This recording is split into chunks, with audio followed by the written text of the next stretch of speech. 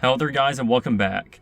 As you can tell, I decided to do something a bit new today and make an addendum to my remake of my response to Mauler last year on Avatar: The Last Airbender. Among some of the comments, both in the original upload on my old channel and when I joined League, I decided that it's best to revise my point I made after the intro of the video because it seems to have caused some contention. So I'm here to make clarifications and corrections. It is my mistake that I hope to make right today. Let's start off by playing Mauler's point as well as my original counter. So you probably agree that a lot of the stakes, at least for the end of Season 2, are built by the idea that if he is killed in the Avatar state, the Avatar's gone forever, that will break the cycle.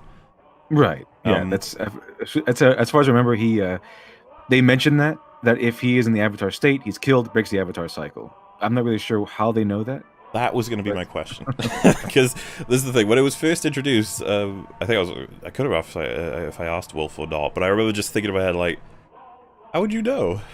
Because you'd be dead, Mr. Avatar.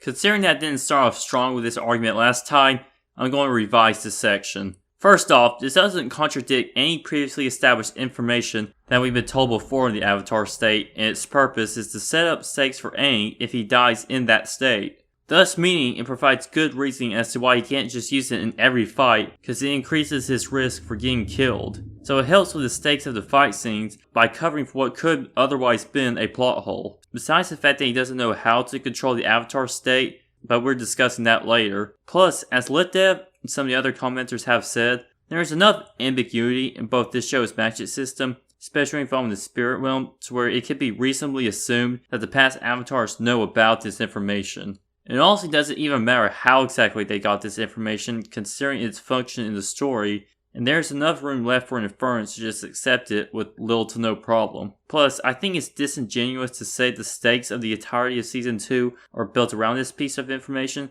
since most of the stakes of Season 2 is Aang starting and struggling to learn earthbending, as well as what's left of the Earth Kingdom being taken over by the Fire Nation. That's what this season is about. So for those that might claim that just inferring how the spirits got this info isn't good enough since it's significant to the plot, it really isn't.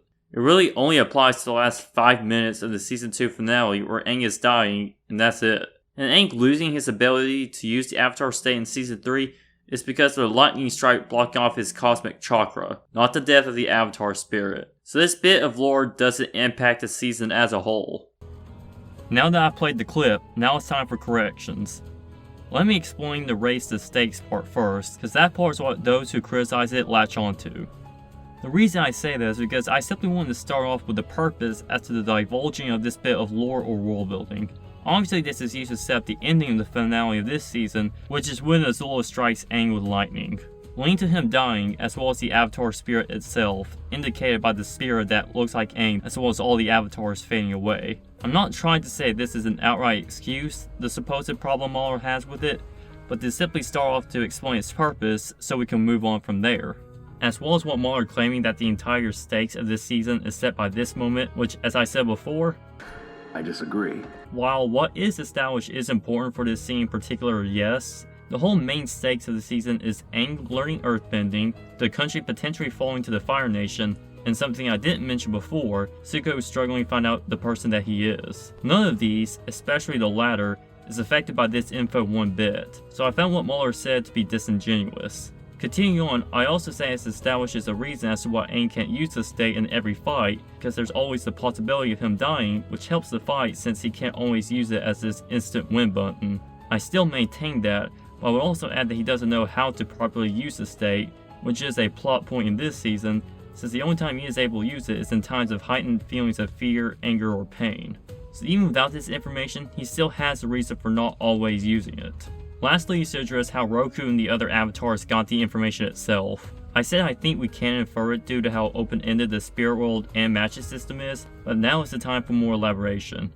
We see at the end of Season 1 that Aang is sent to Ko since he's a spirit that's old enough to remember the beginning of the world where the ocean and moon spirits came to the mortal world. Aang asks Ko this, and while he answers, he also adds this. Someone is going to kill them!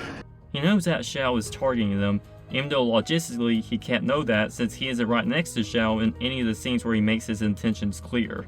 With this, we can infer it's impossible for spirits to know things even if it doesn't logistically make sense physically. With this, it opens the possibility of spirits knowing this and the Avatar discovering it, whether in his or her travels while they are alive, or after they have died, and they just pass it on to the next Avatar, like what Roku did to Aang.